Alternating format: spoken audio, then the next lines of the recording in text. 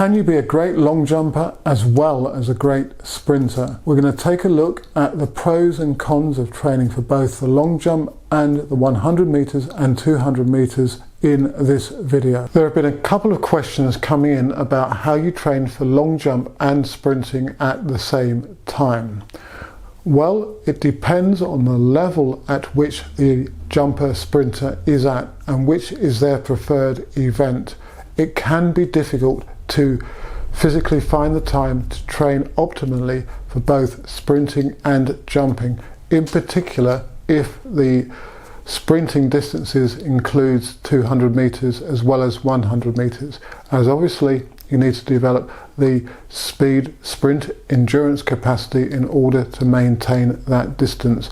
That's something that you wouldn't normally need to do if you were just training for the long jump or indeed the triple jump, for example. There are also subtle differences between the way you run on the sprint track, doing the 100 meters for example, and how you run on the runway run-up.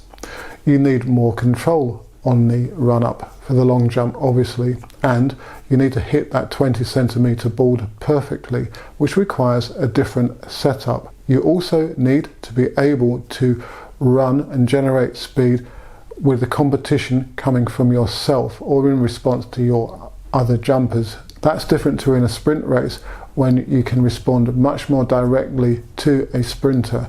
So there are different elements, different skills that are required to sprint on the track vis-a-vis the run-up. Acceleration obviously is another capacity.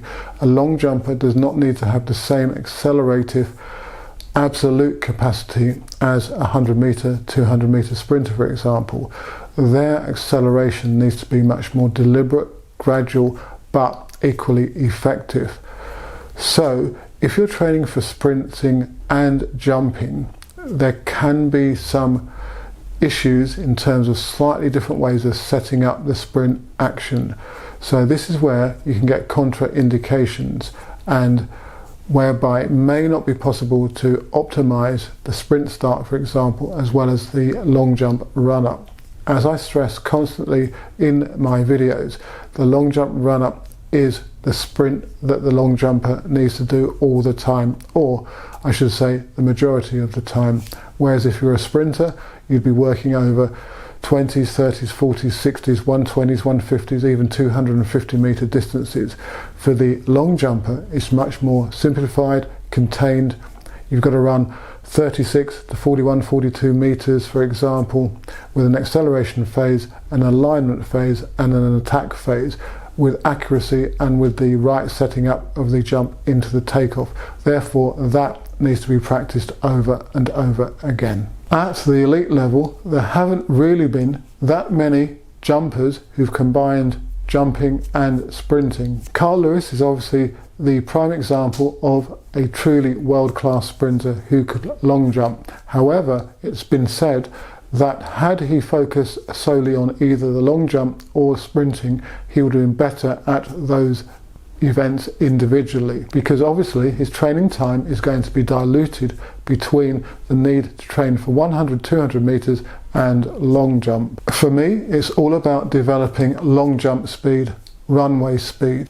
If, as a consequence of that, the long jumper gets quicker, and you'll know that from fly 20 meter times, fly 10 meter times for example, and of course general observation, and they want to do 100 or 200 meter running, then of course you can tweak the training to accommodate that, particularly for the 100 meters. It's relatively easier to add increased distance onto the sprints that they do, so you can build them up. The 200 meters requires a much more intense method of training. You have to run 150 plus distances in training, up to potentially 250. Not all flat out obviously, but I would suggest at high intensities. If you don't, then you're going to literally run out of gas at the 120, 130 meters mark in the 200. Not training them up to be able to go through rounds. If you were doing that, then you've got to train much more intensely and with added volume in order to generate that capacity to withstand the rounds and coming back to run again potentially on the same day. So therefore you need to have a system that's able to regenerate better from that intensity of running, and that does make a difference between the long jumper and the 200-meter sprinter in particular. Hopefully my comments here have given you some ideas and some insights in how to better train or train more optimally for the long jump and the 100 meters and 200 meters, for example. As I've indicated, there are great similarities between the long jump and 100 meter running in particular. It's just that you need to tweak your training accordingly. As usual, if you have any particular questions on the subject matter of this video, or indeed any of my others, then do leave a comment in the section below. And good luck with your competitions, which I'm sure you're having at the moment as this video comes out in the summer season. If you're interested in the extremely portable and accurate free lap timing system, then do drop me a message.